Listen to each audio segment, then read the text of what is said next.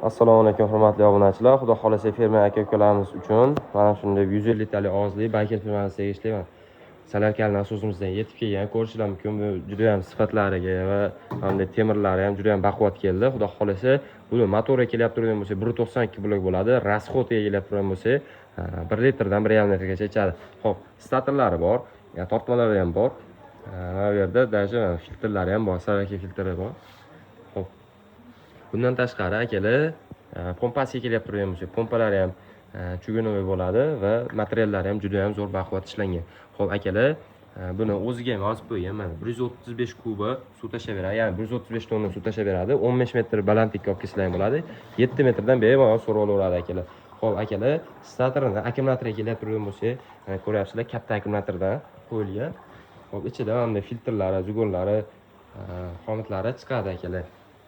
Xo'p, akalar, narxi kelib turgan bo'lsa, atiga $650 qilib beramiz. 12 viloyatga dastlabki xizmatimiz bor.